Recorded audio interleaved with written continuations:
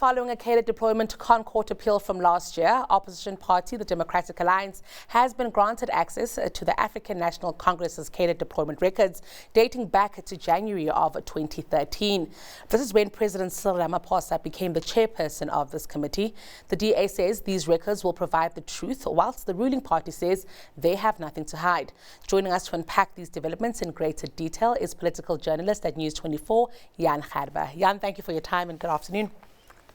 Good afternoon. All right, Jan, in my mind, if you've got nothing to hide, we don't let the matter go all the way to the court, and that's where it got. Let's talk about the journey that we've traveled with this cadre deployment record issue. Well, yes, I mean, the outcome of this decision now is that the ANC will have to hand over their records by Monday. But it has been a long time. You'll recall that the Zondo Commission wanted these records, and the ANC said it was lost. And that's when the DA went to court. It went to the High Court first, who said that they had to hand over the records. Then the ANC appealed, and the Supreme Court of Appeal didn't overturn the decision, so they had to hand over the records, and then they went to the Court, and that is where we are now. Now, yesterday, Parliament, William Antas said the ANC will hand over these records, but we'll have to wait for Monday for that, I suppose. And of course, I've seen many people ask, how do we know that the records that we receive will be the complete records, Jan? Do we have any assurance of that? Well, I don't think so. That's the thing, and also because we don't know what is in the records. So I suppose they could compare it to the records that's in the Zondo Commission report for the period after Ramaphosa was the chair. So I suppose they could compare it with that, but ultimately we will have to take the ANC's word for it, that it is the full set of records. And what exactly is the DA looking for? What are they suspecting that they may find in these records? Well, these records are for the period when President Ramaphosa was the chairperson of the ANC's deployment committee. So the thinking is that he was closely involved with the appointment of certain individuals during the state capture period. And as you recall, he wasn't exactly forthcoming at the Zondo Commission about what he knew about state capture, etc. So this should give us a much clearer picture of what he knew and what he did about it. Secondly, it's also it's election time, and the DA is going hard against cadre deployment, campaigning against the ANC. So the court victory is it's a way that they can show the electorate that they've done something in terms of oversight. And also it will, it could be embarrassing for the ANC, what comes out of the documents.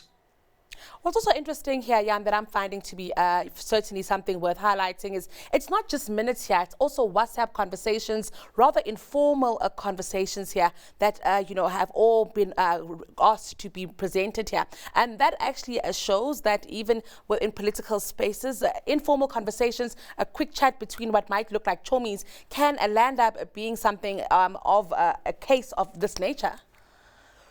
Yes, I think that is probably the most important thing of this ruling. I mean, this will now apply to the DA as well. So, if somebody wants their deployment records, they will have to be the same. And yeah, I mean, I think a lot of these decisions get made, not in the formal meetings, but in the proverbial smoky back rooms. So it will. In theory, this ruling can help a lot in terms of transparency, because there's now a precedent that parties must give full records on their dealings. Absolutely, and there's a precedent that has now been set, right? And this means that political parties can actually begin to ask this of each other, even at provincial level where we see coalitions and decisions of the sorts being made. We might have precedent now that, we would want to see how decisions and appointments and even contracts are all being discussed in private spaces.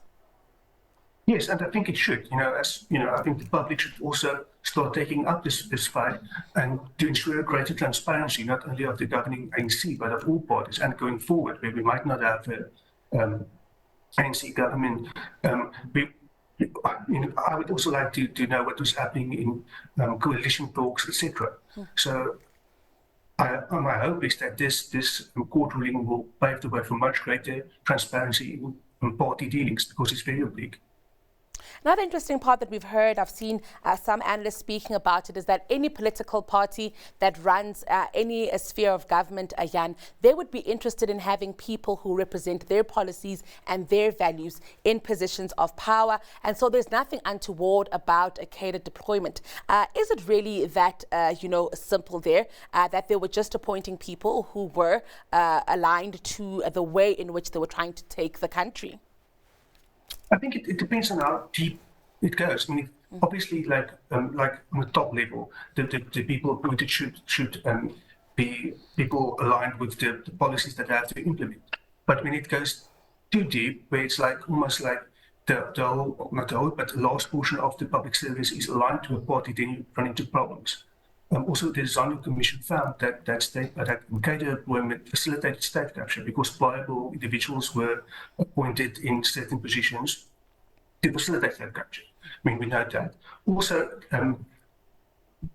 it appears that the ANC's idea of deployment goes further than just deploying people in the state. I mean, if you look at, there's certain people in the state who shouldn't be politically aligned. For instance, a public protector.